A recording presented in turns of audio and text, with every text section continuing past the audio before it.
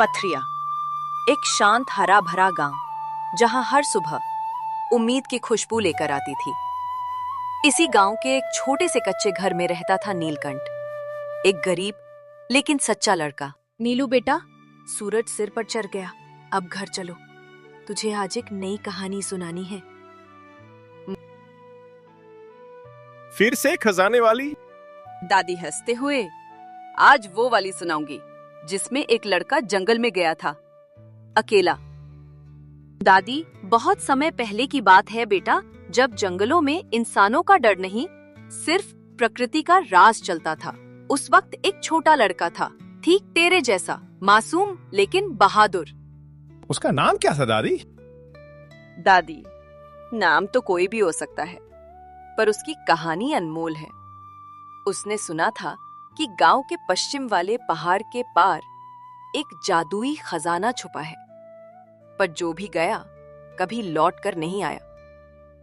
दादी, लोग कहते हैं उस खजाने की रक्षा करता है एक बूढ़ा बरगद, जिसकी जड़ें जमीन में नहीं आसमान में है, और अगर कोई लालच से गया तो वो उसी बरगद की जड़ों में खो जाता है, हमेशा के लिए।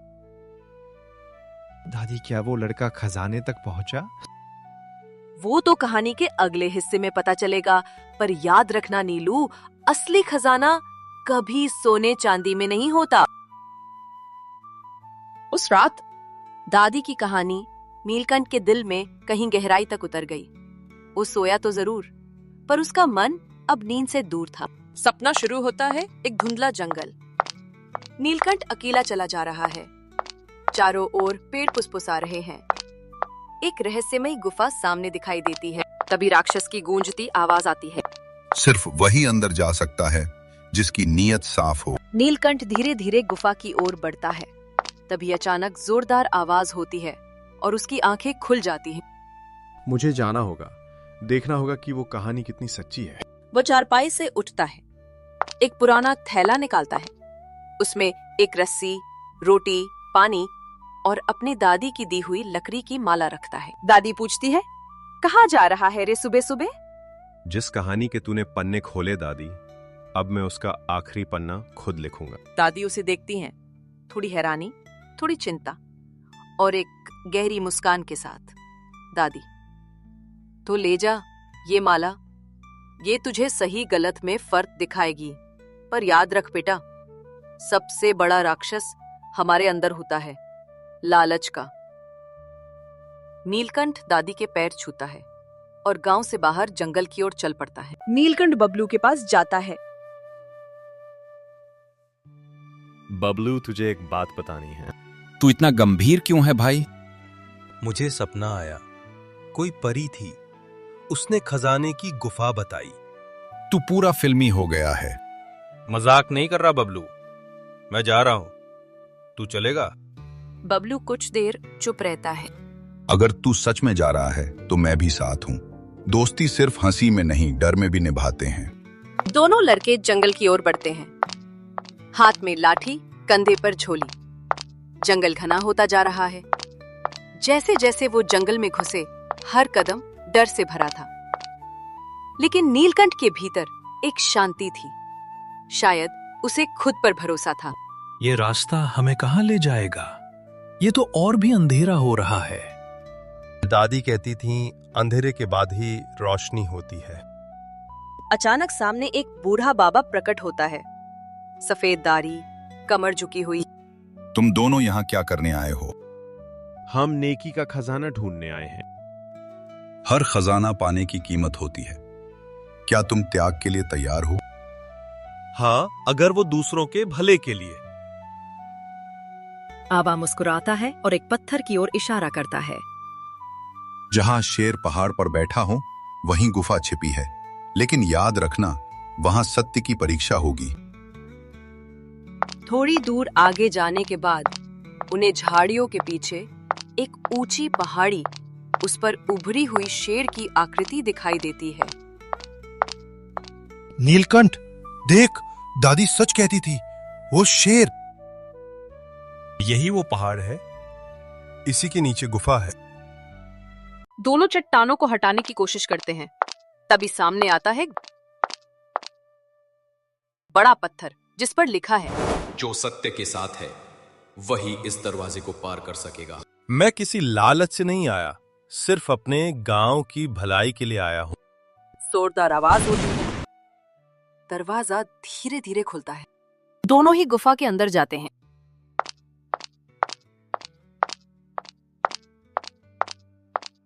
गुफा के अंदर एक विशालकाय राक्षस प्रकट होता है। उसकी आंखें आग जैसी, शरीर लोहे जैसा चमकदार। जो खजाना चाहता है पहले 3 सवालों के जवाब दे। नीलकंठ हिम्मत के साथ बोलता है। पूछो, क्या सवाल पूछना है, मैं तैयार हूँ जवाब देने के लिए। पहला प्रश्न, क्या तू त्याग करना जानता है? हाँ, अगर भलाई के लिए हो तो मैं सब कुछ त्याग सकता हूँ। दूसरा प्रश्न, अगर खजाना मिला तो क्या तू उसे अकेले रखेगा? नहीं, मैं उसे खजाने को अपने गांव की बेहतरी के लिए इस्तेमाल करूंगा। तीसरा और अंतिम प्रश्न, तुझे क्या चाहिए, धन, शक्ति या नेक नाम? मुझे तो सिर्फ नाम चाहिए जो लोगों की मदद से जुड़ा हो। जा, तेरी परीक्षा पूरी हुई, तू ही इस धन का हकदार है। राक्षस मुस्कुराता है, धीरे धीरे पारदर्शी हो जाता है। जैसे जैसे वो आगे जाते हैं, उन्हें दिखाई देता है सैकड़ों वर्षों से पहाड़ियों के बीच छिपा था एक पुराना महल, वीरान लेकिन भव्य। उसी महल के गर्भगृह में था एक सिंहासन और उस पर विराजमान थी एक आत्मा, राजा विक्रम सेन की आत्मा। उसकी आंखों में स्वर्णिम इतिहास की चमक थी और ललाट पर जिम्मेदारी की छाया। नीलकंठ हिम्मत के साथ, ये कौन है? क्या ये कोई आत्मा है? आत्मा धीरे धीरे आंखें खोलती है। राजा विक्रम सेन। विक्रम सेन, इस खजाने का अंतिम रक्षक। इस खजाने की रक्षा मैंने जीवन भर की और अब मृत्यु के बाद भी कर रहा हूं। राजन, मैं आपका सम्मान करता हूं।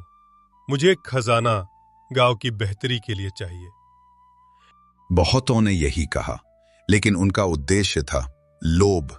इस खजाने को पाना आसान नहीं, इसे छूने की भी कीमत है, नियत। यदि लोभ से छुआ तो मृत्यु निश्चित। राजा विक्रम सेन, ये खजाना मेरा नहीं है, ये पूरे गांव का है। मैं चाहता हूं कि कोई भी गांव का बच्चा भूखा ना सोए, कोई बूढ़ा बिना इलाज के ना मरे। यही इस खजाने की चाबी है। इस धन से कोई भी अमीर हो सकता है, लेकिन योग्य वही है जो इसे बांटे। नीलकंठ की आंखों के सामने राजा विक्रम सेन का अतीत जीवित हो उठा। युद्ध, न्याय, करुणा और त्याग। मैंने ये खजाना प्रजा के कल्याण के लिए छिपाया था, लेकिन समय के साथ लोग इसे शाप समझ बैठे। अब तुम खड़े हो मेरी परीक्षा के सामने। मैं वादा करता हूं, ये खजाना सिर्फ भलाई के लिए होगा। ना मुझे स्वर्ण चाहिए, ना सिंहासन। विक्रम सेन की आत्मा कुछ क्षण शांत रही।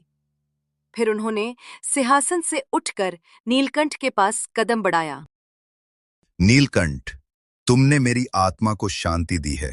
आज मैं तुम्हें इस खजाने का संरक्षक नियुक्त करता हूं, लेकिन याद रखना, यह एक जिम्मेदारी है, अधिकार नहीं। राजन, मैं आपका यह आशीर्वाद कभी व्यर्थ नहीं जाने दूंगा।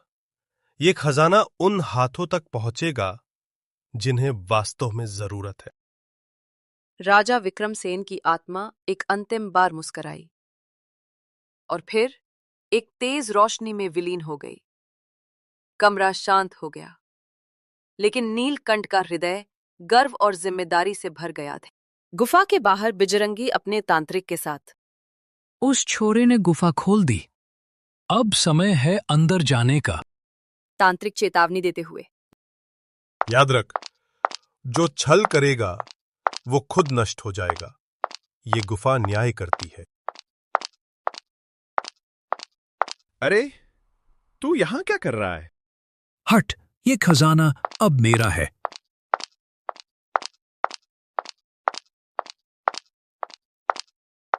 तभी गुफा में आवाज गूंजती है, जिसने छल किया वो खुद राख हो जाएगा।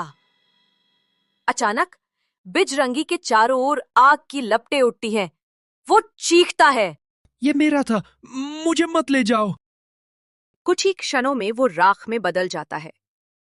तांत्रिक बाहर खड़ा ये दृश्य देखता है और बिना एक शब्द कहे लौट जाता है। बबलू भयभीत लेकिन सुरक्षित उठता है। गुफा की दीवारों पर फिर शांति लौट आती है। दोनों ही खजाना बटोरने लगते हैं। तभी नीलकंठ को नेकी की किताब मिलती है। नीलकंठ ने वह पोटली दोनों हाथों से थामी। उसकी आंखों में उम्मीद थी, पूरे गांव के लिए। नीलकंठ और बबलू धूल से सने लेकिन आत्मविश्वास से भरे गांव की ओर लौटते हैं। जैसे ही लोग उन्हें देखते हैं, नीलकंठ वापस आ गया। नीलकंठ जिंदा है। वो देखो, बबलू भी साथ है। जय हो नीलकंठ की। मेरा बच्चा, तू सच में वीर निकला। तेरी आंखों में अब पूरी दुनिया का उजाला है। आपकी कहानी सच निकली दादी, लेकिन अब हमारी जिंदगी की कहानी बदलेगी। अब कोई भूखा नहीं रहेगा, कोई अकेला नहीं सोएगा। गांव के दिलों में एक नई रोशनी जाग चुकी थी। नीलकंठ केवल एक बच्चा नहीं, अब वो उम्मीद बन चुका था। समय बीता, लेकिन नीलकंठ की सोच ने गांव की किस्मत बदल दी। जहां कभी खाली जमीन थी, अब वहां खड़ा था नेकी विद्यालय, जहां हर बच्चा अब पढ़ना सीखता है, सपने देखता है। एक छोटा सा मगर सजीव परी क्लिनिक, जहां हर बूढ़े को दवा मिलती है और हर बीमार को उम्मीद। और सत्य केंद्र, एक पुस्तकालय जहां नेकी का ग्रंथ अब औरों को भी इंसानियत का पाठ पढ़ाता है। नीलकंठ ने धन बांटा, ना कि इकट्ठा किया। उसने खजाने को तिजोरी में नहीं, दिलों में रखा। और यही थी असली जीत।